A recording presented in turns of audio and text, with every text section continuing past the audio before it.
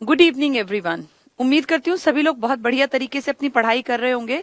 Haryana GK हमने पढ़ना start किया था और लगभग 8-10 क्लासेस आपकी हरियाणा जीके की जा चुकी हैं, जिनमें आप लोगों ने हरियाणा में जिले किस तरह बने, किस किस जिले में क्या क्या खास है, पर्यटन स्थल की बात करें, ऐतिहासिक कोई इस तरह का मंदिर है, कोई मस्जिद है या कोई गुरुद्वारा है, तो हमने थोड़ा थोड़ा एक हल्का सा इंट्रोडक्शन इन सब चीजों के बारे में जान लिया, देख लिया। अब ऐसी उम्मीद मुझे है कि तुम्हें हरियाणा थोड़ा बहुत सा समझ में आने लग गया होगा। हरियाणा के 22 जिले हैं, एक एक करके धीरे धीरे करके आज हम कह सकते हैं कि हरियाणा जब 1 नवंबर 1966 को बना तो पंजाब का 35% हिस्सा हमें मिला। उस 35% में हमने 7 जिले बनाए थे, घर JKM, यानी गुड़गांव, हिसार, अंबाला, रोहतक, जींद, करनाल और महेंद्रगढ़। फिर टाइम बीतता गया, 1972 में हमने 2 जिले नए बनाए, 22 दिसंबर को सोनीपत और भिवानी। फिर 23 जनवरी 1973 को हमने एक नया जिला बनाया, कुरुक्षेत्र। फिर 75 में हमने बनाया सिरसा, आजादी के ठीक 11 दिन बाद, यानी 26 अगस्त 1975 को सिरसा आपका जिला बना। इसके बाद 79 में आपका 12वां जिला बना था फरीदाबाद। फरीदाबाद प बताया था ना, ये 15 अगस्त 1979 को। फिर 10 साल का एक ब्रेक आया और फिर 1 नवंबर 1989 को KRPY 4 जिले आपके बने, जिनमें से जो ये अपना पानीपत था, ये 1991 में वापस जाके चिपक गया था करनाल के हिस्से में। बाहोली में जो अपना ये पेट्रोकेमिकल हब बनाया था, पहले ये करनाल में बनाया गया था, क्योंकि वो गांव पहले करनाल में स्थित था, लेकिन बाद में पानीपत बना तो वो पानीपत कहलाने लगा। फिर 1991 में ये उसके साथ गया, जुलाई में 24 जुलाई, और फाइनली जाके 1992 के जनवरी में ये जो अपना पानीपत है ये पूरी तरह से अलग हो गया और आज तक एज इट इज अलग ही है। तो फिर कृपा हुई थी KRPY 1989 में। इसके बाद 1995 में 95 पंचकुला, 15 अगस्त 1995 को पंचकुला आपका जिला बना। फिर 97 में F और J, 15 जुलाई 1997 को फतेहाबाद और झज्जर आपके जिले बने। इस तरह करते करते 97 तक आपके बहुत सारे जिले आ चुके थे। फिर 4-4-5 को, यानी 4 अप्रैल 2005 को आपका सत्यमेवपुरम, जिसको मेवात नाम मिला और अब उसका नाम है नूह, ये बना। और 2008 में पलवल, 15 अगस्त 2008 को पलवल 21वां जिला, और सबसे नया जिला आपका बना है नवंबर 2016 को, 16/11/2016 को 22वें जिले के रूप में आपके सामने निकल कर आया चरखी दादरी। दादुर के नाम पर इसका नाम दादरी। मेंढक की अधिकता हुआ करती थी, कहते हैं यहाँ एक तालाब में। कहीं लिखा है कि ये पृथ्वीराज के बेटे ने, जो तीसरे नंबर के बेटे थे बिल्वराज, उन्होंने भी बसाया था। तो अपनी अपनी अलग अलग मान्यताएं हैं। चलिए, ये सब हम लोगों ने जान लिया। बहुत सारे ऐतिहासिक स्थलों के बारे में थोड़ी बहुत बातचीत हुई, फिर हमने देखा कि कहाँ का क्या फेमस है। तो एक माइंड में तुम्हारे में एक मैप छप गया होगा, जिसमें सबसे ऊपर के 4 जिले अगर कोई कहे तो तुम्हें सीधे पता हो। सबसे ऊपर पंचकुला, उसके साइड में अंबाला, उसके साइड में यमुनानगर, और अंबाला यमुनानगर के नीचे की तरफ आता है कुरुक्षेत्र। ये एक पट्टी है, एक मंडल है। कुरुक्षेत्र के 2 पैरों की तरह ऊपर कैथल, नीचे करनाल, और करनाल के नीचे अपना पानीपत, ये दूसरी पट्टी है। फिर बड़ी पट्टी की तरफ अगर चलें तो सिरसा, फतेहाबाद, हिसार और जींद, तीसरी पट्टी। चौथी पट्टी में आप बिल्कुल बीच वाले हिस्से को देख पाते हैं, जिसमें रोहतक अगर हम बीचों बीच मानते हैं तो उसके एक तरफ देखें तो सोनीपत, दूसरी तरफ देखें तो अपना ये चरखी दादरी और भिवानी, और नीचे देखें तो झज्जर। इसके और नीचे चलते हैं तो एक छोटी सी बेल्ट मिलती है हमें गुड़गांव, रेवाड़ी, महेंद्रगढ़ की, और उसके और नीचे जाते हैं तो फरीदाबाद, पलवल और मेवात या नूह। इस तरह करके पूरा आपके दिमाग में अब एक मैप बना हुआ होना चाहिए, ताकि आप फाइंड आउट कर सकें कि कौन सा जिला किसके करीब पड़ता होगा। आज इन सब चीजों को, जो मैंने आपको स्टार्टिंग में जब क्लासेस ली तो 2-3 दिन तक किताब से कुछ नहीं पढ़ाया, ना ही बोर्ड पे कुछ पढ़ाया, तब सिर्फ वैसे ही समझाई थी चीजें। तो उसी समझ को अब हम आगे किताबी भाषा के रूप में देखेंगे, ताकि हमें एग्जाम में दिक्कत ना रहे। तो हम हरियाणा के बारे में बहुत सारी बातें जानते हैं, और हम ये भी जानते हैं कि हरियाणा जो बना था ये एकदम से नहीं बना हरियाणा, बल्कि हरियाणा को बनने के लिए एक लंबी लड़ाई लड़नी पड़ी। और इतिहास गवाह है कि 1925 से लेकर लगातार 28, 31, 32, जब तक देश की आजादी सिर पे लग रहा था कब आएगी, उसी दौर में 1925 में, 1925 में पहली बार मुस्लिम लीग का अधिवेशन हुआ था दिल्ली में। दिल्ली में मुस्लिम लीग, जो कि मेनली मुस्लिम कम्युनिटी के लिए ही काम करने के लिए बनाई गई थी, इनका एक अधिवेशन हुआ, और इसमें पीरजादा मोहम्मद हुसैन, कहीं कहीं लिखा है सिर्फ मोहम्मद हुसैन, वो वही आदमी है, पीरजादा मोहम्मद हुसैन ने एक तरह से अध्यक्ष थे ये, और इन्होंने डिमांड उठाई कि भाई इस तरह से जो हरियाणा का हिस्सा है ना, अब जैसे दिल्ली है, दिल्ली के इधर भी हम हैं हरियाणा, इधर भी, इधर भी और इधर भी, तो दिल्ली में एक बैठक होती है और वो कहते हैं कि जो पंजाब के साथ जो ये हिस्सा हरियाणा का हमने उस टाइम पे 57 की क्रांति के बाद से ना, 1857 की क्रांति हुई, इस क्रांति में आप अच्छी तरह जानते हैं कि पंजाब ने साथ नहीं दिया था। कारण था पंजाब के 5वें और 9वें गुरु, 10 ही तो गुरु हैं, 5वें और 9वें गुरु का मर्डर हुआ था, और उस मर्डर में सबसे बड़ा हाथ था मुगल बादशाहों का।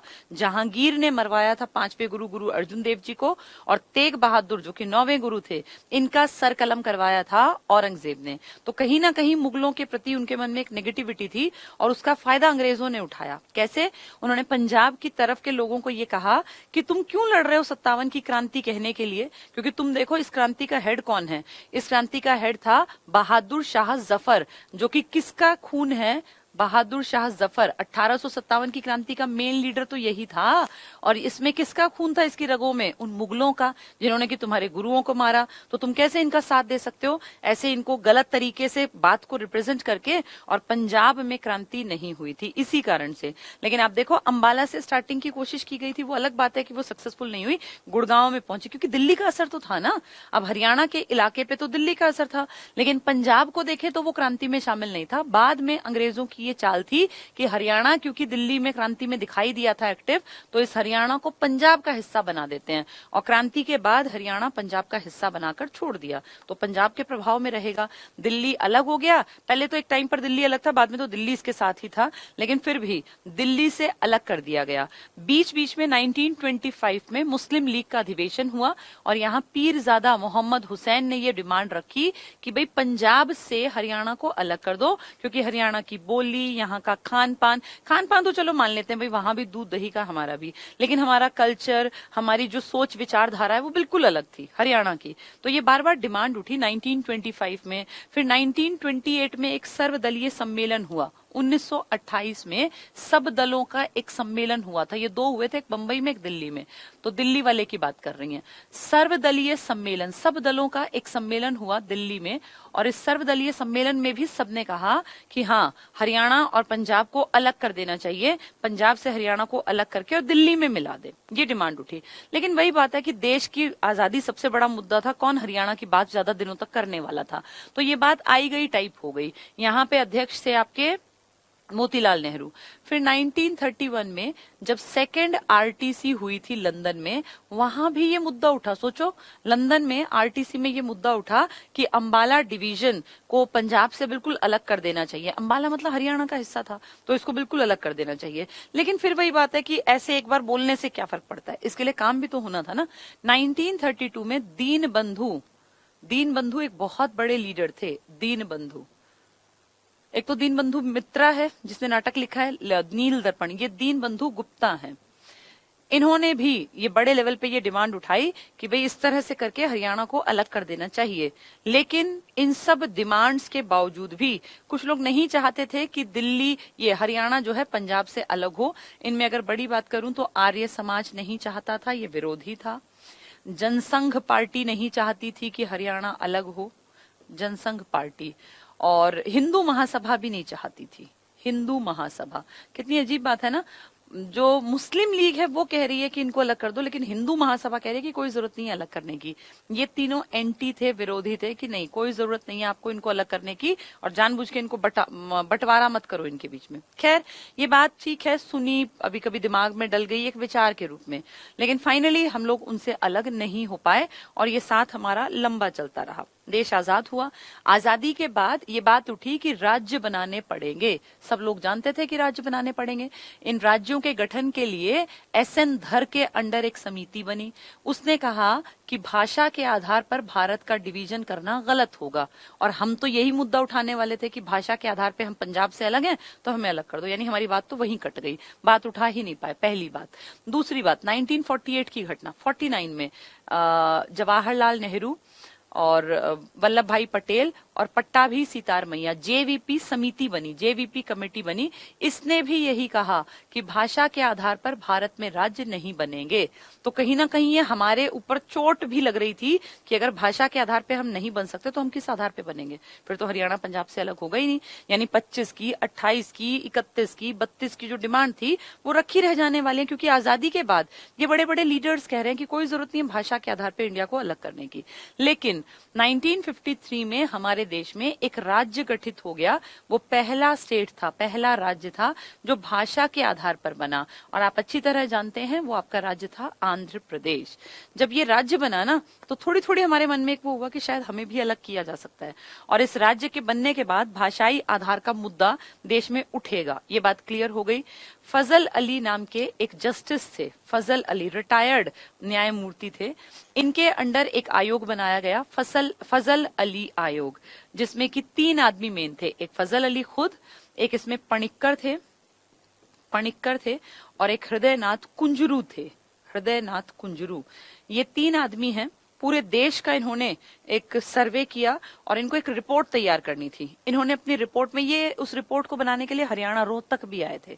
तो रोहतक में हमारे जो हरियाणा साइड के लीडर्स थे, इन्होंने इनकी अच्छी आओ भगत की, चाय पानी पिलाया, भाई इनको दलीलें दी कि देखिए जी हम तो बिल्कुल अलग हैं, और जो हमारा रहन सहन है, खान पान है, वो उतना मैच नहीं करता, हमारी बोली मैच नहीं करती, पंजाबी भाषा हमें नहीं आती, और हम कहीं ना हमारा मैच जो है वो बढ़िया नहीं है, आप हमें एक राज्य में ना रखें। ठीक है, इन्होंने सुन लिया, वो सबकी सुनते जा रहे थे। फाइनली 2 साल बाद 53 में तो ये आए थे, 55 में इन्होंने रिपोर्ट दी, और इनकी रिपोर्ट के बेसिस पर 1956 में जब राज्यों की लिस्ट आई ना, राज्यों की और यूनियन टेरिटरी की, तो हमें जैसा लग रहा था कि शायद हरियाणा बना देंगे ये लोग, हमें ऐसा फील हुआ था, लेकिन ऐसा नहीं हुआ। और आपके देश में 14 राज्य बने, लेकिन उसमें हरियाणा का कहीं नामो निशान नहीं था। किसका नामो निशान आया? किसका नाम आ गया? पंजाब का। तो हरियाणा इनडायरेक्टली किसका हिस्सा मान लिया गया? पंजाब का। कोई बात नहीं, हम पहले भी पंजाब में, तो कोई इशू नहीं, कोई दिक्कत नहीं।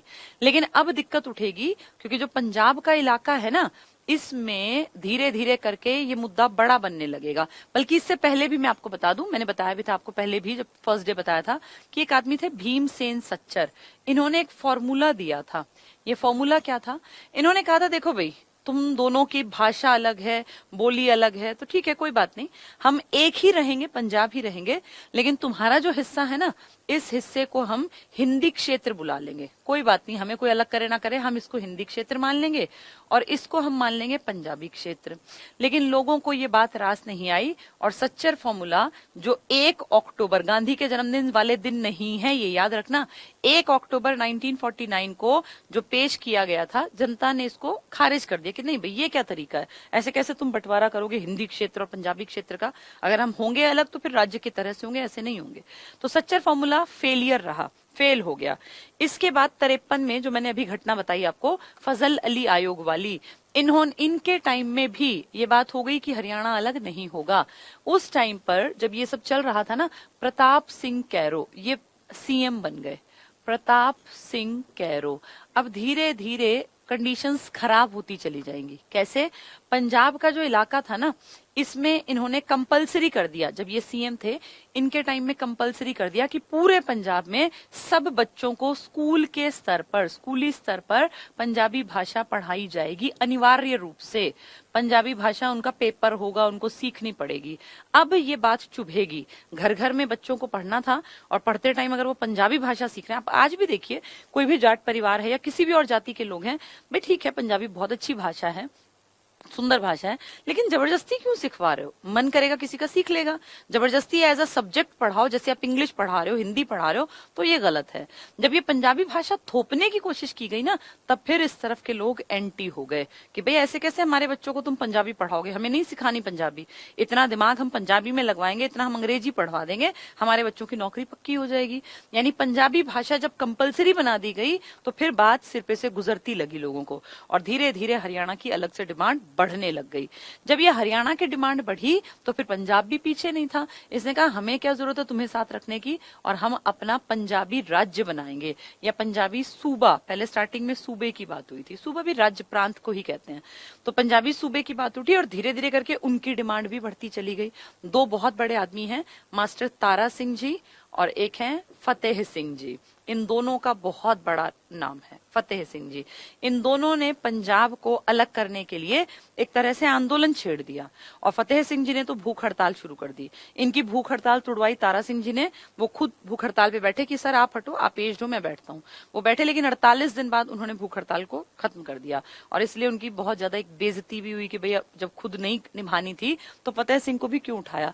बाद में जाके दोनों अलग भी हो गए थे। फतेह सिंह ने बाद में घोषणा की कि अब मैं 15 दिन के लिए भूख हड़ताल पे बैठूंगा और अगर मेरी बात नहीं सुनी गई तो मैं सबके सामने आत्मदाह करूंगा, मतलब अपने आप को आग लगा लूंगा। ये बहुत बड़ा मैटर था और ये दिल्ली तक पहुंचा। जब ये सब चल रहा था उसी दौरान हमारे भारत, ये 1965 की घटना है, भारत पाक युद्ध छिड़ गया। इस युद्ध की कंडीशंस खराब थी तो इनको समझाया गया कि देखो भाई अभी तो तुम्हारा देश वैसी दिक्कत में है, तुम और दिक्कत क्रिएट कर रहे हो, गलत है ना। अगर तुम्हें डिमांड करनी है बाद में कर लेना, पहले इनको निपट जाने दो। फतेह सिंह जी मान गए और फतेह सिंह जी ने कहा पहले सबसे पहले देश है, उसके बाद राज्य और सूबे हैं। तो देश के लिए इन्होंने अपने जो वो बताई थी ना कि मैं इतने दिन बाद आत्मदाह करूंगा, वो बात छोड़ दी। फाइनली जाके भारत पाक युद्ध जो है खत्म हुआ और इसके बाद फिर वो डिमांड उठी। अब इतना समझ में आ चुका था कि अब शायद ये बहुत लंबे टाइम तक इकट्ठे नहीं रह पाएंगे और अगर ये अलग नहीं किए जाएंगे तो ये लड़ेंगे मरेंगे। इसीलिए ये बात दिल्ली तक पहुंची और दिल्ली में जो आला कमान इंदिरा गांधी बैठी थी ना 66 की घटना में, तो इंदिरा गांधी थी, तो 66 में तो इंदिरा गांधी आ गई थी, जनवरी में तो एक्सपायर हो गए थे हमारे ये शास्त्री जी। तो 66 तक ये मुद्दा इतना बढ़ गया कि 66 में इसके लिए एक आयोग गठित किया गया। उससे पहले सरदार हुकुम सिंह ये संसदीय समिति के मुखिया बने थे।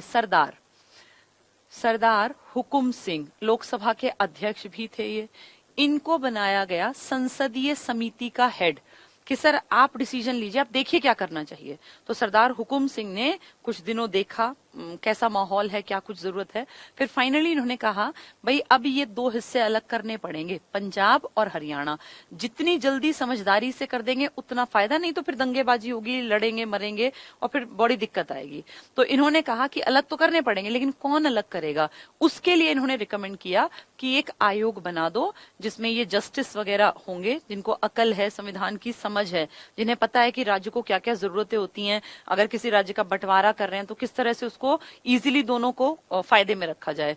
तो इसीलिए सरदार हुकुम सिंह के कहने पर एक आयोग गठित किया गया जिसके अध्यक्ष बने जेसी शाह। इसीलिए हरियाणा का जो निर्माण हुआ है ना, पंजाब पुनर्गठन जो सीमा आयोग था, उसके अध्यक्ष जेसी शाह या शाह आयोग कहलाया। ये पंजाब का दोबारा से गठन हो रहा है, इसलिए इसका नाम क्या है, पंजाब पुनर्गठन दोबारा से गठन आयोग।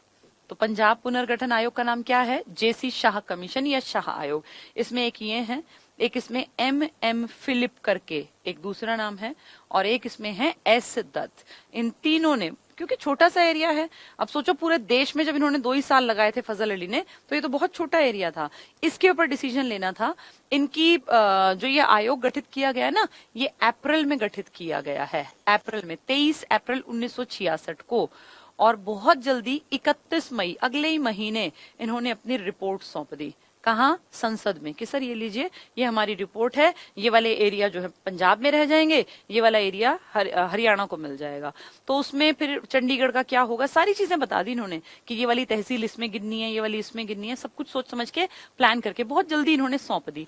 सितंबर में ये पेश की गई, इसके ऊपर बहस हुई लोकसभा राज्यसभा। फाइनली जाके 1 नवंबर 1966 को एक नए राज्य का उदय हुआ जिसको नाम दिया गया हरियाणा। सेम डेट पर चंडीगढ़ को यूटी घोषित कर दिया गया ताकि न तुम लड़ो और न पंजाब लड़े, दोनों का साझे का काम चल सकता है, साझे की राजधानी चल सकती है, लेकिन कोई ये मत सोचना कि ये हिस्सा मेरा है, क्योंकि वो केंद्र शासित प्रदेश है। चंडीगढ़ को केंद्र शासित इस दिन बनाया गया, अदरवाइज वो पहले पंजाब का हिस्सा था। तो इस तरह से करके पंजाब का उदय हुआ है। ठीक है, चलो अब पहुंचते हैं वापस से हरियाणा का गठन, पंजाब नहीं सॉरी हरियाणा का गठन और सामान्य परिचय। सारी कहानियां अब किताबी भाषा में पढ़ लेते हैं क्योंकि पेपर में जो आएगी ना वो किताबी भाषा आएगी। तो हरियाणा का गठन और सामान्य परिचय में formation of Haryana and general introduction. पहला, सबसे पहले वर्ष 1925 में, तो 25, 28, 31, 32 ये आपके काम की हैं। सबसे पहले 1925 में अखिल भारतीय मुस्लिम लीग जो मेनली मुसलमानों के लिए बनाई गई थी, उसके दिल्ली अधिवेशन में स्वागत समिति के अध्यक्ष थे जो उसको संभाल रहे थे, मोहम्मद हुसैन। यही पीरजादा मोहम्मद हुसैन है। मोहम्मद हुसैन का ही पूरा नाम है पीरजादा मोहम्मद हुसैन। इन्होंने हरियाणा क्षेत्र को पंजाब से अलग करके दिल्ली में मिलाने की मांग उठाई। तो सबसे पहले हरियाणा को पंजाब से निकाल के दिल्ली में मिलाने की मांग कांग्रेस ने नहीं उठाई, मुस्लिम लीग के स्वागत समिति के अध्यक्ष से पीरजादा मोहम्मद हुसैन दिल्ली में वो ये बात उठा रहे हैं कि भाई इसको अलग कर दो। किससे अलग कर दो? पंजाब से। किसमें मिला दो? दिल्ली में। ये कहां हो रही है बात? दिल्ली में ही। देखो, दिल्ली में मिलाने की मांग दिल्ली में ही कर रहे हैं 1925 में। मुस्लिम लीग के ये अध्यक्ष हैं मोहम्मद हुसैन। ठीक है, आगे दिल्ली और हरियाणा के राष्ट्रवादी नेता थे। दिल्ली और हरियाणा दिल्ली में मिलाने की मांग कर रहे थे। यहाँ के नेता थे दीनबंधु गुप्त। इन्होंने 9 सितंबर 1932 को हरियाणा को पंजाब से भिन्न मानते हुए हरियाणा को अलग करने का सुझाव दिया। तो अब देखो, लगातार सुझाव दे रहे हैं, मांग उठा रहे हैं। पहले 25 में पीरजादा मोहम्मद हुसैन और अब 32 में दीनबंधु गुप्ता क्या कह रहे हैं कि हाँ, हरियाणा को पंजाब से अलग कर दो। तो इसके विरोधी कौन है? आर्य समाज, जो कि मुंबई में बहुत एक्टिव था, बाद में हरियाणा तक पहुंचा। आर्य समाज ने विरोध किया। हिंदू महासभा, मदन मोहन मालवीय जी बड़े लीडर थे, इन्होंने मना किया। और जनसंघ पार्टी ने पंजाब के विभाजन का विरोध किया। तो इन 3 बड़े दलों ने, हिंदू महासभा ने, आर्य समाज ने और जनसंघ पार्टी ने कहा नहीं, ये ठीक नहीं है, पंजाब का डिवीजन मत करो। किस किसने इसके लिए कहा? पहले 25 में पीरजादा मोहम्मद हुसैन ने, दिल्ली में बैठक थी मुस्लिम लीग की, इसने कहा कि हरियाणा को किसके साथ मिला दो? दिल्ली। फिर दीनबंधु गुप्ता जी ने भी सेम बात कही 32 में। तो फिर इन्होंने क्या कहा? 3 बड़े ऑर्गेनाइजेशन ने, हिंदू महासभा, आर्य समाज और जनसंघ पार्टी ने कहा नहीं, ये गलत है, पंजाब के साथ ही रहने दो। अब इसके बाद क्या हुआ? हरियाणा एक पृथक होता है, अलग राज्य के रूप में। तो कैसे कैसे बना उसके बारे में जानते हैं। 15 अगस्त 1947 को भारत की स्वतंत्रता के समय हरियाणा पंजाब प्रांत का भाग था। 47 में तो हम साथ ही थे, 66 में जाके अलग हुए ना, पहले हम प्रांत थे, इसी के प्रांत के इसमें शामिल थे। स्वतंत्रता के पश्चात सबसे पहले 1948 में, अब ये काम के पॉइंट स्टार्ट हो गए हमारे। सबसे पहले क्या बता रहे हैं? आजादी के बाद 1948 में पृथक हरियाणा राज्य की आधिकारिक मांग पंजाबी नेता तारा सिंह द्वारा उठाई गई। फतेह सिंह तारा सिंह ये कह रहे हैं पंजाब अलग कर दो, हरियाणा अलग कर दो। 1 अक्टूबर, बहुत बहुत इंपॉर्टेंट, 2 नहीं है, ये गांधी का जन्मदिन नहीं है, पेपर में इसको आधे लोग 2 अक्टूबर टिक करते हैं। 1 अक्टूबर 1949 को सच्चर, भीमसेन सच्चर ने बताया था फॉर्मूला। सच्चर फॉर्मूला के तहत पंजाब को 2 क्षेत्रों में, एक पंजाबी क्षेत्र और एक हिंदी क्षेत्र में विभाजित कर दिया गया, परंतु जनता ने इसे अस्वीकार किया। और यहाँ सबसे बड़ी ताकत किसके हाथ में है? जनता। जनता ने कहा भाई ये कोई तरीका नहीं है, हिंदी क्षेत्र, पंजाबी क्षेत्र, या तो राज्य बनाओ, नहीं तो इसकी कोई जरूरत नहीं है सच्चर फॉर्मूले की। तो सच्चर फॉर्मूले का विरोध में जनता आ गई। अब आगे क्या हुआ? भारत सरकार ने भाषा और संस्कृति के आधार पर, अब भारत सरकार ने क्या किया? भाषा और संस्कृति, तभी तो हम कहते हैं कि भारत में जो राज्य बने हैं वो भाषाई आधार पर बने हैं। राज्यों का पुनर्गठन, दोबारा से गठन करने के लिए दिसंबर 1953 में सैयद फजल अली, ये जस्टिस रहे हैं, सुप्रीम कोर्ट के जज रहे थे बहुत बड़े, की अध्यक्षता में एक आयोग का गठन किया जिसे फजल अली आयोग कहते हैं। इस आयोग ने वर्ष 1956 में अपनी रिपोर्ट प्रस्तुत की। अगर तुम इसको डिटेल से पढ़ोगे, दिसंबर 1955 में इनकी रिपोर्ट आ गई थी, 56 में उस पर इन्होंने बहस के लिए उसको रख दिया था और फिर 56 में जाके राज्य बन गए थे। ठीक है, तो ये फजल अली आयोग, ये देश के लिए काम करेगा। जेसी शाह आपके लिए काम करेगा, हरियाणा के लिए। अब क्या हुआ इसके बाद? केंद्र सरकार ने अप्रैल 1956 में क्षेत्रीय फॉर्मूला के द्वारा पंजाब प्रांत को पंजाब और हरियाणा को 2 क्षेत्रों में, सेम काम तो सच्चर ने किया था, सच्चर के लिए तो जनता विरोध में आ गई थी, अब सेम काम ये करेंगे 56 में, वो हुआ था 48 में। अब ये काम कब हो रहा है देखो, तो 2 क्षेत्रों में विभाजित कर दिया, 24 जुलाई 1956 से लागू कर दिया। पूरे देश में 14 राज्य बने, हमारे राज्य को कह दिया, मतलब पंजाब को 2 क्षेत्र हैं। 65 में लोकसभा के तत्कालीन अध्यक्ष, ये काम का है, हुकुम सिंह की अध्यक्षता में पंजाब विभाजन पर विचार करने के लिए एक संसदीय समिति बनी। ये डिवीजन करने की अब इनकी औकात नहीं, क्योंकि ये हो सकता है उतने पढ़े लिखे ना हो, लेकिन ये विचार कर रहे हैं कि क्या हरियाणा को अलग करने के लिए कुछ बनाना पड़ेगा आयोग, या जरूरत नहीं है। तो ये विचार करने के लिए संसद के मेंबर्स हैं इसमें। वर्ष 1965 में संत फतेह सिंह, जैसे पहले तारा सिंह थे अब फतेह सिंह, ने पंजाबी सूबे की स्थापना, इन्होंने क्या कहा? हमारे लिए पंजाबी सूबा बनाओ। की स्थापना के लिए आमरण अनशन की घोषणा की। परंतु पाकिस्तान के साथ हुए युद्ध में 65 में हमारी और इनकी लड़ाई हुई ना, तब शास्त्री जी आपके देश के पीएम थे, तो युद्ध की स्थिति के चलते ये इन्होंने उस बात से ये हट गए थे। फिर क्या हुआ देखो, के कारण उन्होंने अपना अनशन स्थगित कर लिया। तो किसने अनशन किया था? संत फतेह सिंह ने। कौन से सन में? 65 में। लेकिन पाकिस्तान के युद्ध के कारण फिर इन्होंने कह दिया कोई बात नहीं, देश पहले है, सूबे बाद में बनते रहेंगे। अब 23 अप्रैल, बहुत काम की डेट, 23 अप्रैल 1966 में हुकुम सिंह समिति की सिफारिश, जो संसद की समिति है, उसकी सिफारिश के आधार पर सरकार ने सुप्रीम कोर्ट के न्यायाधीश, इनको भी तो समझ ज्यादा होती है ना भाई, ये पढ़े लिखे होते हैं, इनको सारी चीजों की अकल होती है, तो न्यायाधीश रहे थे जेसी शाह। इनकी अध्यक्षता में पंजाब पुनर्गठन सीमा आयोग, पंजाब पुनर्गठन सीमा आयोग पहली बार बन रहा है। पहले राज्य पुनर्गठन आयोग बना था जो फजल अली वाला था, अब स्पेशल पंजाब पुनर्गठन सीमा आयोग, यानी पंजाब को दोबारा से गठित करने के लिए एक आयोग बना रहे हैं, जिसका अध्यक्ष कौन है? जेसी शाह। देश का आयोग का अध्यक्ष कौन था? फजल अली। उसमें भी 3 आदमी थे, इसमें भी 3 आदमी है, का गठन किया गया। इस आयोग के अन्य सदस्य थे ये एस दत्त है, जो एक लिखा है इसको एस बना लेना, एस दत्त और एम फिलिप, यानी 3 आदमी पंजाब पुनर्गठन राज्य के लिए जो किया गया है आयोग, उसमें मेंबर्स हैं, और 3 ही आपके देश में थे। वो 3 थे पणिक्कर, कुंजरू और फजल अली। और अब 3 कौन कौन है? जेसी शाह, एम फिलिप और एस दत्त। ठीक है, ये 66 में किसकी सिफारिश के बाद बनाई है? हुकुम सिंह। कौन हुकुम सिंह? लोकसभा के अध्यक्ष थे, संसदीय समिति के मुखिया थे। उस समिति ने कहा भैया पढ़े लिखे लोगों को बुला लो, बैठा लो, बंटवारा तो करना पड़ेगा, लेकिन वो बंटवारा कायदे से हो जाएगा अगर पढ़े लिखे लोग होंगे तो। अब पंजाब पुनर्गठन विधेयक, पुनर्गठन क्यों? दोबारा से गठन कर रहे हैं, इसके लिए विधेयक लाया गया, लोकसभा राज्यसभा में पारित हुआ, तब जाके 1 नवंबर को हरियाणा राज्य बना। तो सितंबर 1966 में जेसी शाह आयोग की सिफारिशों के अनुसार भारत सरकार ने पंजाब पुनर्गठन विधेयक को पारित किया। आप देखो सितंबर 66 में कौन रही होंगी पीएम? इंदिरा गांधी। यानी जब हरियाणा अस्तित्व में आया तो आपके देश की पीएम कौन थी? इंदिरा गांधी। ऐसे क्वेश्चन पूछ सकते हैं, आला कमान बोल देते हैं पीएम को, जिसके हाथ में सारी कमान हो। पारित किया लंबे संघर्षों के बाद, क्योंकि आप तो 47 से ही एक्टिव थे, 48 में हमने देखा हम सच्चर फॉर्मूले के खिलाफ थे और हमने क्या क्या किया। अब इतने सालों बाद जाके लंबे संघर्ष के बाद 18वें संविधान संशोधन 1966 के द्वारा, इसको थोड़ा सा समझना सभी लोग, ये बहुत ज्यादा कंफ्यूजन क्रिएट करता है। देखो ध्यान से, आपके देश में 1956 में राज्य बने, 7th अमेंडमेंट किया गया था, वो जो किताब थी ना जिसको आप कहते हैं संविधान, इसमें संशोधन किया गया 7वां, और इसके तहत आपके देश में राज्यों का गठन हुआ, बहुत सारी बातें लिख दी गई। फिर 10 साल बाद जाके 1966 में एक और अमेंडमेंट हुआ राज्यों के निर्माण को लेकर, जिस अमेंडमेंट के कारण बाद में आपका राज्य भी अस्तित्व में आया। तो आपका जो हरियाणा बना है ना, ये बहुत सारे लोग कहते हैं कि 7वां आएगा या इसमें 18वां आएगा। तो अब ध्यान से देखो, 18वां संविधान संशोधन कब हुआ था? 1966 में।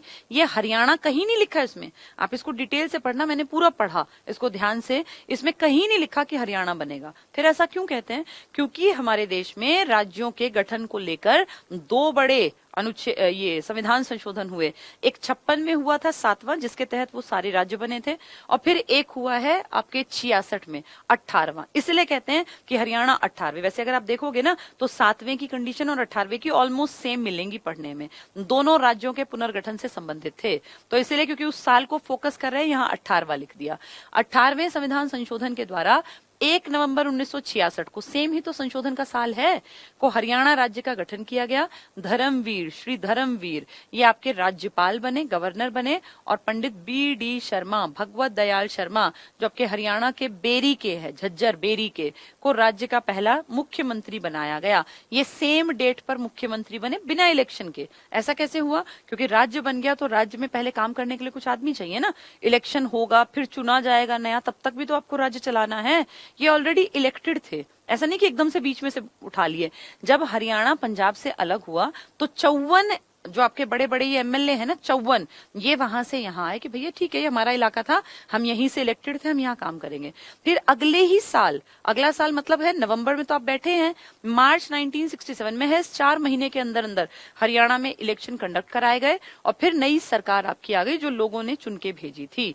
तो इन 4 महीनों के अंदर अंदर आपकी जो सीट 54 थी ना, पहले 54 आदमी आए थे पंजाब से हरियाणा में काम करने, ये नवंबर की घटना है। इन 54 में से एक ये थे पंडित बी.डी. शर्मा।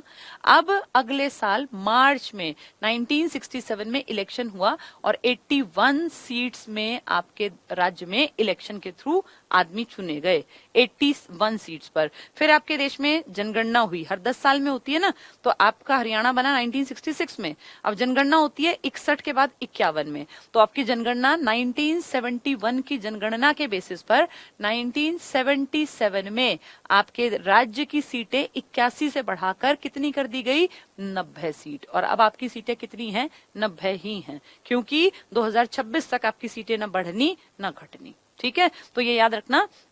जब पंजाब से हम अलग हुए तो 54 आदमी आ गए कि भैया ठीक है हम इस इलाके के हम यही काम करेंगे, अच्छी बात है। लेकिन 67 में जब इलेक्शन कंडक्ट कराए गए तो आपके यहाँ पर 81 सीटों पर इलेक्शन हुए। और फिर 71 में जब देश की जनगणना हुई और आपकी भी जनगणना हुई अलग से हरियाणा के नाम से, गृह मंत्रालय ने कराई, तो फिर हमारी सीटें बढ़ा दी गई और फिर सीटें हमारी कितनी हो गई थी, 81 सीटें, ये 90 सीटें जो अब है, ये 77 में हुई हैं। वैसे पहला चुनाव जो जनता के थ्रू हुआ उस पे 81 सीटें थी। दो अलग अलग बातें बता रही हूँ ये। वैसे आ गए थे उठ के 54 आदमी, फिर इलेक्शन कराए 3-4 महीने बाद 81 सीटों पर। तब तक आपकी जनगणना अलग थी ही नहीं, और जनगणना पर्सनल नहीं होती, जनगणना देश करता है। जब उसको ठीक लगेगा 10 साल बाद तब वो जनगणना करेगा। तो अब जनगणना के बाद हमारे आंकड़े नए आए, उन आंकड़ों को के बिहाफ पर हमने सीटें कितनी बना रखी है, 90। हमने क्या बना रखी है, जो आंकड़े कहते हैं उसके हिसाब से मानी गई। ठीक है, तो ये बी.डी. शर्मा ये सीएम बने। समझ में आ गया होगा अब ये कि किस कारण वो 7वां कहलाता है, 18वां कहलाता है, सीट्स कैसे कैसे घटी बढ़ी हैं। चलिए आगे क्या कहते हैं। हरियाणा भारतीय संघ का 17वां राज्य बनाया गया, जिसमें 6 मंडल, 22 जिले, 93 तहसील और 140 खंड हैं। ये घट बढ़ सकते हैं। जब हम पेपर से पहले तैयारी करेंगे ना तो हम इसको एक बार डिटेल से पढ़ेंगे, कितने मंडल, कितने उपमंडल, कितनी तहसीलें और कितने जो है अपने जिले, फिर कितने उनमें कस्बे हैं, कितने गांव हैं, कितनी ग्राम पंचायतें हैं, सब कुछ पढ़ेंगे। वो सब आंकड़े हैं जब इसको राजनीतिक तौर पे पढ़ेंगे। इतिहास में हरियाणा शब्द की चर्चा। क्या हरियाणा शब्द इतिहास में था? बिल्कुल। ऋग्वेद में हमारा नाम है रज हरियाणे। रज होती है मिट्टी, रज मतलब मिट्टी, तो रज हरियाणे हमारा नाम रहा। ब्रह्माव्रत हमें कहा गया और श्रीकंठ जनपद हमें कहा गया। ढेरों नाम है हरियाणा के जो इतिहास की किताबों में दर्ज हैं। तो क्या बता रहे हैं ये, हरियाणा शब्द का सबसे पहले प्रयोग विश्व के प्राचीन ग्रंथ है ऋग्वेद, उसमें रज हरियाणे के रूप में किया गया। ये पूछा गया कई बार, रज हरियाणे कहाँ लिखा हुआ है, तो हमारे ऋग्वेद में। ऋग्वेद जिनमें आर्यों के टाइम की सारी बातें हैं। मनुस्मृति, मनुस्मृति क्या है, स्मृति ग्रंथ है ना, जिसमें मनुस्मृति को जानते हो क्या कहते हैं, दुनिया का पहला संविधान कहते हैं। ये कानूनों की किताब थी, लेकिन इसमें एक दिक्कत मानी गई कि ये जब लिखी गई तब ब्राह्मणों का सर्वोच्च काल था, तो इसमें ब्राह्मणों को तो बहुत अच्छा दिखाया गया, कोई दिक्कत नहीं, लेकिन बाकी लोगों को बहुत निम्न दिखाया गया, जिसके की कारण बहुत लोग कहते हैं कि मनुवादी सोच के लोग जो हैं वो ठीक बातें नहीं करते। इस कारण से शुंग काल में इसकी रचना हुई थी मनुस्मृति में। इसमें हमें क्या कहा गया कि ये ब्रह्मावर्त है, ब्रह्मावर्त। तो भारत का नाम ब्रह्मावर्त कहाँ लिखा गया है, मनुस्मृति में। सबसे प्राचीन स्मृति है मनुस्मृति। स्मृति है ना जो याददाश्त पे बेस्ड लिख दी गई है, तो मनुस्मृति सबसे प्राचीन स्मृति है, उसमें हमारा नाम है ब्रह्मावर्त। हमें रज हरियाणे कहाँ लिखा गया है, अपने ऋग्वेद में। और इसे सरस्वती की, हरियाणा किसके बीच में बसा हुआ, देखो 2 पवित्र नदियां बता दी कि हरियाणा बसा हुआ है सरस्वती नदी और दृशद्वती नदियों के बीच में। ये कहाँ लिखा है, मनुस्मृति में। सबसे प्राचीन स्मृति है ये, शुंग काल में लिखी गई, ईसा पूर्व की शताब्दी में। और हमारा नाम क्या बता दिया, ब्रह्मावर्त हमारा नाम है। ब्रह्मा भगवान से याद कर लेना। बाणभट्ट, बाणभट्ट पता होगा ना आपको, हर्षचरित जिसने लिखी है। बाणभट्ट किसके दरबार में था, 7वीं शताब्दी के राजा थे हर्षवर्धन, इनके दरबार में। तो इस बाणभट्ट ने लिखी है हर्षचरित, राजा हर्षवर्धन के लिए।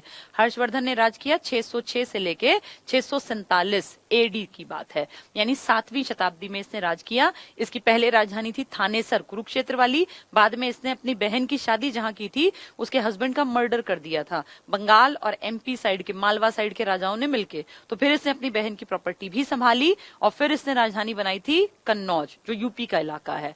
तो इस तरह से हर्षचरित किताब लिखी गई है बाणभट्ट के द्वारा। इसमें 8 अध्याय हैं। ये भी एचएसएससी ने पूछा था, जिनमें से शुरुआती 3 में हर्ष के प्राचीन जो कोई इनके पुश्तैनी लोग रहे उनका वर्णन है, और अगले 5 में हर्ष की विजय और हर्ष के काम का सारा वर्णन है। इस इतने प्रतापी राजा को भी नर्मदा के तट पर हरा दिया था पुलकेशियन द्वितीय ने, जो चालुक्य वंश का था। ठीक है, तो बाण भट्ट ने लिखी किताब हर्षचरित, उसमें हमारा नाम क्या दिया, श्रीकंठ जनपद।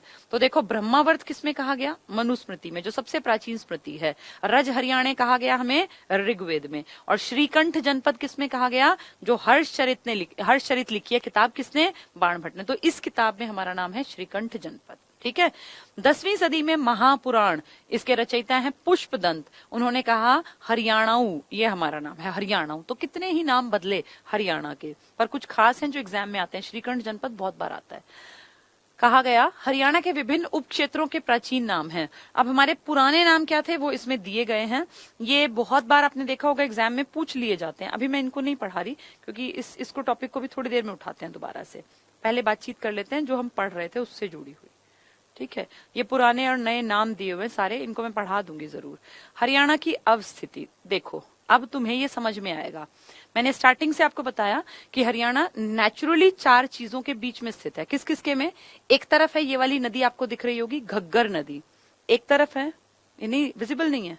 अच्छा, ये वो बता रहे हैं कि मैप विजिबल नहीं है। अगर विजिबल नहीं है कोई बात नहीं, एक आइडिया दे देती हूँ। इस तरफ है आपकी घग्गर नदी, इस तरफ है आपकी यमुना नदी, यहाँ है आपकी शिवालिक की पहाड़ियां, और यहाँ है आपकी अरावली की पहाड़ियां। ये आप अगर पीडीएफ में निकालोगे, बुक होगी ना आपके पास, तो देख लेना। कुछ नहीं था इस मैप में। अभी ये नहीं पढ़ाऊंगी, ये वाला मैप अभी नहीं पढ़ाऊंगी। इसको दूसरे मैप्स मैंने बनवा लिए हैं बहुत बढ़िया, उनसे पढ़ाऊंगी। ठीक है, उसमें आपको कलर्स वगैरह सब दिखेंगे। चलिए, हरियाणा का देश में पहला स्थान, किस किस चीज में हरियाणा नंबर 1 है, तो हरियाणा ढेरों चीजों में नंबर 1 है। हरियाणा के लोग जिन चीजों में ज्यादा इंटरेस्ट रखते हैं कि भाई ट्रैक्टर में हमारा नाम है। अब तो हम पंचायती राज में पढ़े लिखे पंचायती राज वाले कहलाने लग गए हैं। हमने गौ संरक्षण अधिनियम सबसे पहले बनाया, वैट हमने बहुत पहले लागू किया, ट्रैक्टर के निर्माण में हम बहुत आगे हैं। तो इस तरह के कुछ पॉइंट्स हैं जो एग्जाम्स में आते हैं। देश में सर्वाधिक ट्रैक्टर का निर्माण हरियाणा में होता है, और हरियाणा में याद है आईसर पढ़ा था हमने फरीदाबाद में पढ़ा। औद्योगिक नगरों में कई सारी चीजें थी ना, जेसीबी भी थी और आइसर भी था, वहां केल्विनेटर फ्रिज भी बनते थे। तो ट्रैक्टर जब भी आएगा तो हरियाणा का फरीदाबाद याद करना, और हरियाणा तो देश में नंबर 1 है ही। कृषि ऋण माफ करने वाला देश का पहला राज्य हरियाणा है, जिसने किसानों का कृषि ऋण भी माफ किया। अब नहीं, बहुत पहले किया था, तो तब की बात है कि हम नंबर 1 थे।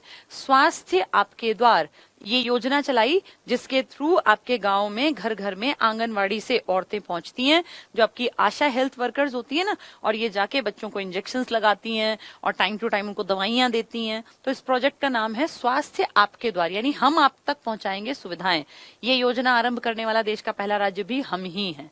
भारत सरकार द्वारा सबसे पहले बेटी बचाओ बेटी पढ़ाओ, आपको पता है खुद पीएम आए थे पानीपत में, माधुरी दीक्षित, मेनका गांधी। पिछली सरकार का जो टेन्योर था ना, 22 जनवरी 2015 में, ठंड का दिन था, उस दिन पानीपत में पहुंचे थे। तो भारत सरकार ने सबसे पहले बेटी बचाओ बेटी पढ़ाओ योजना की शुरुआत हरियाणा के पानीपत से की थी। तो ये बहुत बड़ी बात है, आज पूरे देश में चल रहा है। ये यहां से क्यों करनी पड़ी समझ गए, क्योंकि यहाँ का लिंगानुपात देश में सबसे खराब था। पूरे देश में सबसे खराब लिंगानुपात हरियाणा का है, 879 महिलाएं प्रति 1000 पुरुषों पर। तो हरियाणा के पानीपत में आना पड़ा। वैसे पानीपत बाकियों से ठीक है, बाकियों से मतलब सबसे खराब है गुड़गांव, जो सबसे ज्यादा पढ़ा लिखा है। वहां का इतना बुरा हाल है कि 854 महिलाएं हैं प्रति 1000 पुरुषों पर। सेकेंड लास्ट है सोनीपत, 856। बहुत खराब है दोनों के आंकड़े। वृद्धावस्था पेंशन प्रारंभ करने वाला देश का पहला राज्य भी हम ही हैं। बुढ़ापा पेंशन अब तो बहुत सारे लोग देते हैं, पर सबसे पहले हमने दी थी। लड़कियों को स्नातक मतलब ग्रेजुएशन तक की शिक्षा, सामान्य भी और तकनीकी भी निशुल्क देने वाला देश का पहला राज्य हरियाणा है, ऐसा हरियाणा दावा करता है। फसल बीमा योजना लागू करने वाला देश का पहला राज्य हरियाणा है। देश में सबसे पहले, ये इंपॉर्टेंट क्वेश्चन है, आ चुका 2-3 बार ये, देश में सबसे पहले आधुनिक आंगनवाड़ी गांव में होती है ना, छोटे बच्चों के लिए, 3 से 6 साल के बच्चों के लिए आंगनवाड़ी खोली जाती है, जिसमें early childhood care and education ECCE पर काम किया जाता है। यानी वो बच्चे जो स्कूल नहीं जाते, उनकी केयर, उनको अच्छा खाना मिल जाए, उनकी दादी उनको ले जाए, वो 2 घंटे बैठाएं, फिर उनको कहीं चने बांट देते हैं, कहीं इस तरह का न्यूट्रिटिव खाना। तो ये आंगनवाड़ी चलती है हमारे देश में। इंडिया में, पूरे इंडिया में एक बहुत एडवांस्ड आंगनवाड़ी स्थापित करने वाला राज्य हरियाणा बना, और ये सोनीपत के हसनपुर, बहुत बहुत इंपॉर्टेंट, सोनीपत के हसनपुर गांव की आंगनवाड़ी हरियाणा, इंडिया में इनफैक्ट सबसे एडवांस्ड आंगनवाड़ी है। ये हसनपुर कई जगह मिलेगा, कई सारे जिलों में हसनपुर नाम का गांव बहुत कॉमन नाम है।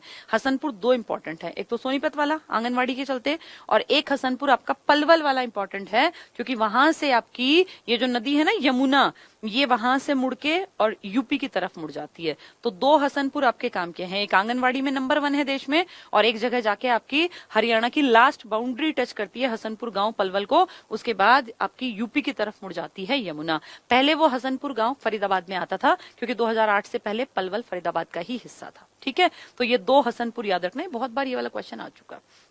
नेक्स्ट, मुख्यमंत्री आपके बंसीलाल, कई लाल है ना, ये तो चौथे लाल है आजकल जो है, मनोहर लाल, बंसीलाल, भजन लाल, देवीलाल, सुना है आपने सबका नाम। तो बंसीलाल जो है ना, इनके शासनकाल में देश में सबसे पहले सभी गांवों में बिजली पहुंचाने वाला राज्य हरियाणा था। हरियाणा इंडिया का सबसे पहला राज्य है जहां 100% इलेक्ट्रिफिकेशन हुआ था। 100% इलेक्ट्रिफिकेशन बहुत बड़ी अचीवमेंट थी 1970 में, और खुद आपके देश की आला कमान इंदिरा गांधी दिल्ली से हरियाणा के करनाल के नीसिंग ब्लॉक में आई थी और वहां से लाइव हुआ था पूरे देश में, ये न्यूज बनी थी। नीसिंग ब्लॉक में करनाल में पड़ता है ये। इंदिरा गांधी जब पीएम थी तो उनके बहुत अच्छे रिश्ते थे बंसीलाल जी के साथ। बंसीलाल जी की एक इम्पोर्टेंट जगह थी देश में इंदिरा गांधी के, ये लगा लो कि उनकी वैल्यू बहुत ज्यादा थी, और उनके टाइम में ये पहली अचीवमेंट थी पूरे इंडिया के लिए कि एक ऐसा राज्य है जहां 100% गांव तक बिजली पहुंच गई। वो अलग बात है कि बिजली आती है कि नहीं आती, लेकिन कम से कम तार गाड़ दिए, वहां खंबे खड़े कर दिए और वहां बिजली कनेक्टिविटी पहुंचा दी। तो इसलिए इंदिरा गांधी खुद आई थी हरियाणा के करनाल के नीसिंग ब्लॉक में। 1970 में आपके राज्य को कौन संभाल रहा था? बंसीलाल जी। यही तो कहलाते हैं, क्या कहलाते हैं ये? हरियाणा के निर्माता हैं ये, आधुनिक हरियाणा के। वैसे हरियाणा के निर्माता ढेर हैं, लेकिन आधुनिक हरियाणा इनके कारण बना, क्योंकि अगर बिजली पहुंचेगी तो सिंचाई के साधन इजीली पहुंचेंगे, बिजली पहुंचेगी तो विकास पीछे पीछे आ जाएगा। इसीलिए बंसीलाल को आधुनिक हरियाणा का निर्माता की भी संज्ञा दी जाती है। ठीक है, ये इंपॉर्टेंट पॉइंट है। देश में सर्वाधिक शिक्षित पंचायत आपकी है। कैसे? क्योंकि आपके राज्य ने कंपलसरी कर दिया कि जिसको पंचायत में खड़े होना है ना इलेक्शन में, उसके लिए कुछ बातें मानना अनिवार्य है। जैसे अगर कोई भी चाहता है कि मैं गांव का सरपंच बनूं या मैं पंचायत का हिस्सा बनूं, तो उसके लिए क्या जरूरी कर दिया हरियाणा ने कि अगर वो जनरल कास्ट से है, क्योंकि इसकी सीट्स कभी एससी बनते हैं कभी जनरल बनते हैं, इस तरह से होती है ना। तो मान लीजिए कोई जनरल कास्ट का है तो उसके लिए 10th पास होना कंपलसरी है। ये जरूरी है कि कोई भी अगर पंचायत में हिस्सा लेना चाहता है, भाई गांव का पंच बनना चाहता है, इलेक्शन होता है ना ये, तो इसमें उसका 10th पास का सर्टिफिकेट होना कंपलसरी है। अगर वो 10th पास नहीं है तो वो इलेक्शन में उठ ही नहीं सकता, जीतना तो बहुत दूर की बात है। पहला पॉइंट। दूसरा पॉइंट, अगर मान लीजिए कोई महिला है तो महिला तो 10वीं नहीं पढ़ सकती। बहुत सारी महिलाएं 10वीं नहीं पढ़ती थी, अब तो पढ़ती हैं, लेकिन फिर महिलाओं को कहा कोई बात नहीं, महिलाएं हैं तो 8th पास चल जाएंगी। 8वीं पास महिला, जनरल कैटेगरी वाली, एससी नहीं, एससी को और घटा दिया। फिर कहा भाई एससी को भी इतना अच्छा मौका नहीं मिलता कि वो 10वीं पढ़ पाए, गरीब होते हैं बहुत सारे लोग, तो कहा कोई बात नहीं, एससी भी 8वीं चल जाएगा। यानी एससी कैटेगरी का कोई आदमी है या जनरल कैटेगरी की कोई महिला है तो वो 8वीं पास होने चाहिए। आदमी 10वीं पास होने चाहिए, औरत 8वीं पास चल जाएगी जनरल कैटेगरी की, एससी आदमी भी 8वीं पास चल जाएगा। फिर कहा अगर एससी पे महिला उठाएं तो इलेक्शन में, अब एक तो एससी ऊपर से महिला, तो उसको तो कोई पढ़ने ही नहीं देगा। फिर ये कहा अगर कोई तीसरी कंडीशन, अगर कोई महिला भी है और वो महिला होने के नाते वैसे ही 8वीं करनी थी और वो एससी कैटेगरी की भी है, तो सिर्फ 5वीं पास का सर्टिफिकेट लगा देना। तो ये सबसे ज्यादा पढ़ा लिखा है आपके देश में। आप खुद सोचो क्या कह रहे हैं ये कि भारत का ये सर्वाधिक शिक्षित पंचायत है। ये सर्वाधिक के आंकड़े लिखे हैं मैंने। अगर आदमी है तो 10वीं पास होना चाहिए जनरल कैटेगरी का, एससी है तो 8वीं पास, महिला जनरल है तो 8वीं पास, और महिला भी और एससी भी है तो 5वीं पास। और आप इसको कह रहे हैं कि सर्वाधिक शिक्षित पंचायत है। ये कितने शर्म की बात है। और शुक्र करो इतना इसमें है, क्योंकि एमएलए एमपी का तो ये भी नहीं है, वो तो 10वीं फेल हो 8वीं फेल हो, उनका कोई सर्टिफिकेट कहीं नहीं लगता। तो ये कितने शर्म की बात है कि इस देश के लिए पढ़े लिखे लोगों के लिए नीतियां वो डिजाइन करते हैं जिनके अपने 5वीं पास होने के भी सबूत नहीं है आधों के पास। ये तो पंचायत में तो मांग रहे हैं, एमएलए के इलेक्शन में कोई नहीं मांगता, एमपी के इलेक्शन में कोई नहीं मांगता। तो ये भी एक शर्म की बात है कि इतना कम पढ़ के भी हमें लगता है कि ये सर्वाधिक शिक्षित पंचायत के लक्षण हैं। तो आपके देश की ऊपर की हालत कितनी खस्ता होगी आप खुद इमेजिन कर लो। ठीक है, चलिए आगे बढ़ते हैं। भारत का पहला वैट क्या था? Value added tax. Value added tax था ना, जिसमें की वैल्यू ऐड कर दी जाती थी टैक्स उसमें, फिर एक लास्ट में जाके एक आदमी पे कि भाई जिस ऐसा ना हो कि हर तरह के लोग टैक्स लगाते जा रहे हैं, चीजों की कीमत बढ़ा रहे हैं। 2005 में वैट आया, सबसे पहले हमने लागू किया, हरियाणा ने। गौ संरक्षण कानून, ये पेपर में आ चुका, गायों का संरक्षण करने के लिए कानून पारित करने वाला देश का पहला राज्य हरियाणा है। ये अच्छी बात है, प्राउड की बात है। क्या गायों के लिए कानून बनाना आपके संविधान में कहीं लिखा हुआ है? बिल्कुल, आपके संविधान के नीति निर्देशक जो तत्व है ना, उसके आर्टिकल 48 का संबंध इसी तरह की चीजों से तो है, वन्य जीव और इन सब से है। तो इसमें गौ संरक्षण के लिए भी काम किया गया। ये नीति का निर्देश था, हमने इसको आदेश मान के अपने यहाँ कानून बना दिया। तो गौ संरक्षण कानून आपके राज्य में कब बना? 2015 में। ये देश का पहला राज्य है जहां पे गायों की और उनके जो गायों के बच्चे होते हैं इनकी रक्षा के लिए हमने कानून बनाया। तो कितनी अच्छी बात है। वैट हमने सबसे पहले लगाया। ये शिक्षित पंचायत हमारी, हमसे पहले वैसे शिक्षित ना राजस्थान की थी, लेकिन सर्वाधिक शिक्षित हमारी है। भारत में सबसे पहले सैनिक आईटीआई होते हैं ना जहां कोर्सेज करते हैं, तो सैनिक आईटीआई सबसे पहले कहां स्थापित हुई है? हमारे हरियाणा में। नई खेल नीति 2015 के अंतर्गत खिलाड़ियों को सर्वाधिक पुरस्कार दिया जाता है, 6 करोड़ रुपए। किसको दिए जाते हैं? जो ओलंपिक में गोल्ड मेडल उठाता है उसको 6 करोड़ रुपए मिलेंगे। उसके बाद AC, अगर कोई एशियन में उठाता है तो उसको 4 करोड़ रुपए मिलेंगे, और कोई अगर कॉमनवेल्थ में उठाता है तो उसको कम रुपए मिलेंगे। तो इस तरह से डिवीजन कर रखा है कि भाई सबसे बड़ा जो प्राइज है वो 6 करोड़ रुपए का मालिक बन गया तुरंत अगर कोई ओलंपिक में गोल्ड लाता है। ये बहुत बड़ी बात है, इतना कोई नहीं देता। लोग प्राइज देते हैं 10 लाख, 20 लाख, 30 लाख, 50 लाख, लेकिन हमने कितना कर रखा है? 6 करोड़। क्यों? ताकि हरियाणा के लड़के और लड़कियां खेलने की तरफ आकर्षित हो, खेलने के लिए आगे बढ़े। तो 6 करोड़ कोई छोटी चीज थोड़ी है। नेक्स्ट, देश का सबसे पहला राष्ट्रीय रक्षा विश्वविद्यालय, ये काम की चीज है। राष्ट्रीय रक्षा विश्वविद्यालय को आप कहते हैं, ये इंदू है, INDU, Indian national defence university. Indu, paper में इंदू आएगा तो लोग सोचेंगे पता नहीं क्या ये। इंडियन नेशनल डिफेंस यूनिवर्सिटी, ये नेशनल डिफेंस यूनिवर्सिटी और इंडियन है ही, तो इसलिए इसका नाम क्या है? इंदू। अब से पहले हमारे पास NDA था, नेशनल डिफेंस अकेडमी। कहाँ था ये? खड़गवासला। कहाँ पड़ेगा ये? खड़गवासला आपके पुणे में। और पुणे कहाँ पड़ेगा? पुणे आपके पड़ेगा महाराष्ट्र में। यहाँ 12वीं पास लड़के जाते थे, 12वीं के बाद फिर उनको लगभग उनका मेरे ख्याल 3 साल का कोर्स है जिसमें उनको खूब रिगरस ट्रेनिंग देते हैं, बहुत बढ़िया। उनको ये मान लो मेंटली फिजिकली उनको इतना ट्रेंड कर देते हैं कि वो हीरा बन के चमक जाते हैं। उसके बाद फिर उनको भेजा जाता है IMA में, देहरादून में, अलग अलग जगह। जैसे आर्मी वालों को अलग भेज देते हैं, नेवी वालों को अलग, एयरफोर्स वालों को अलग। यहाँ सबकी साझे की ट्रेनिंग होती है NDA में। ऐसे ही एक था NDC, नेशनल डिफेंस कॉलेज। ये नेशनल डिफेंस अकेडमी थी, ये नेशनल डिफेंस कॉलेज था। ये आपके नई दिल्ली में है, न्यू दिल्ली। कॉलेज दिल्ली में है, ऐसे याद कर लेना। अब बन गई है आपकी इंदू, NDU। आई छोड़ दो, अगर हम आई को छोड़ दे तो नेशनल डिफेंस यूनिवर्सिटी, ये नेशनल डिफेंस कॉलेज, ये national defence academy. Academy Pune में है, कॉलेज दिल्ली में है, और ये आपके हरियाणा बिनौला गांव में, हरियाणा में। तो कितनी बड़ी बात है कि सोचो पूरे देश की यूनिवर्सिटी है जहां पे डिफेंस के बारे में शिक्षा दी जाएगी, पढ़ाया जाएगा। तो कितनी बड़ी बात है। और ये कहाँ बनाई गई है? हमारे हरियाणा के बिनौला में, तो ये गुड़गांव में। बहुत बड़ी अचीवमेंट मानो, क्योंकि पुणे खड़गवासला को सब जानते हैं, NDA को, NDC भी सब जानते हैं। अब NDU हमारे यहाँ पर 2013 से इस पे काम चल रहा है, कई साल लगते हैं इन चीजों को पूरा होने में। ठीक है। हरियाणा राज्य सभी गांवों को पक्की सड़कों से जोड़ने वाला देश का पहला राज्य है। हमने पहले सब गांव में बिजली पहुंचाई, 70 में खुद इंदिरा गांधी आई, और अब हम कह रहे हैं कि सब गांव को पक्की सड़क से जोड़ दिया हमने। वरना कच्ची सड़कों से तो पहले भी बहुत सारे गांव कनेक्टेड थे। हमने देश में सबसे पहले पक्की सड़कें पूरे हर एक गांव तक पहुंचा दी, बिजली पहुंचा दी, पक्की सड़क पहुंचाई। तो हम नंबर 1 अपने आप बन गए। गौ संरक्षण के लिए हमने काम किया, कई अच्छे काम किए हमने। नेक्स्ट कह रहे हैं भारत सरकार द्वारा, तो ये हमारा खुद का अचीवमेंट नहीं है, भारत सरकार ने देखो क्या किया। भारत सरकार द्वारा देश की पहली CNG train, compressed natural gas, compressed जिसको दबाया जाए, कंप्रेस्ड नेचुरल गैस, ये 15 जनवरी 2015 को चली। देश की पहली, आपकी पर्सनल नहीं है ये, लेकिन कितनी बड़ी बात है कि हमारे राज्य में चली है। कहां से कहां? रेवाड़ी से रोहतक।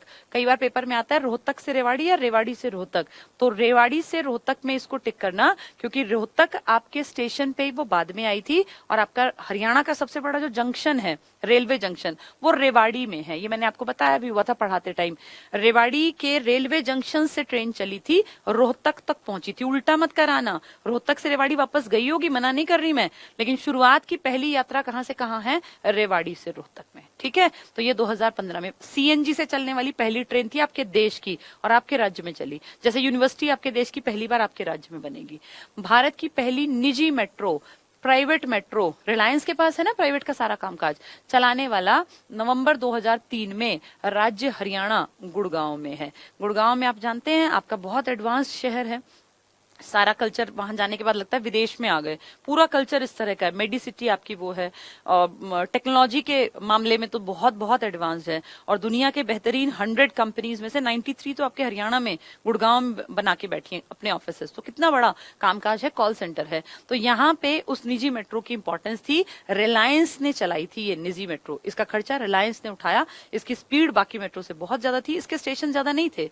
ये एयरपोर्ट से चलती थी, क्योंकि एयरपोर्ट पे ही लोग आते हैं अमीर टाइप के जो आते हैं विदेशों से, और सीधे फिर वो गुड़गांव की कनेक्टिविटी थी, कोई उसमें खास स्टॉपेज नहीं था। तो ये पहली बार निजी मेट्रो आपके देश में कहां चली है? इससे पहले कहीं नहीं चली थी, हरियाणा के गुड़गांव में। तो कितना स्मार्ट शहर है कि आपके यहाँ पर्सनल मतलब निजी मेट्रो यहाँ पर चली 2003 में। 1, 2, 3 याद है? 2003 में आपकी कल्पना चावला की भी डेथ हुई थी। देश में सर्वाधिक ऐतिहासिक युद्ध स्थल की अगर बात करें, सबसे ज्यादा जो युद्ध हुए, कभी पानीपत का युद्ध, कभी पांडवों का युद्ध, कौरवों का, ढेर युद्ध हुए, ये कहाँ हुए हैं? हरियाणा। तो लड़ाई झगड़े में युद्ध स्थल जो है ऐतिहासिक, वो आपके यहाँ है। मोबाइल नंबर पोर्टेबिलिटी, MNP, यानी मोबाइल नंबर दूसरे उसमें चेंज करने का जो सुविधा है, ये पहला देश का राज्य बना आपका हरियाणा। तो मोबाइल नंबर पोर्टेबिलिटी अब तो हर जगह पॉसिबल है, लेकिन सबसे पहले MNP को आपके राज्य हरियाणा ने प्रमोट किया, इसने यूज किया। तो वैट सबसे पहले यहाँ आया, ट्रैक्टर सबसे ज्यादा यहाँ बनते हैं, सबसे ज्यादा पढ़ी लिखी पंचायत आपकी है, गौ संरक्षण अधिनियम आपके राज्य में आया, इंदू नेशनल डिफेंस यूनिवर्सिटी आपके यहाँ बन रही है। सारे बड़े बड़े काम जब पूछें कि कहाँ हो रहे हैं तो कहते हैं ना हमारे यहाँ हो रहे हैं, चाहे उनमें से आधे हो ना रहे हो, लेकिन हमें कहना है ये हमारे यहाँ हो रहे हैं। ठीक है, अब हरियाणा में प्रथम का टॉपिक है अगला, इसको हम कल पढ़ेंगे। तो आज हमने हरियाणा के बारे में बहुत सारी चीजें जान ली।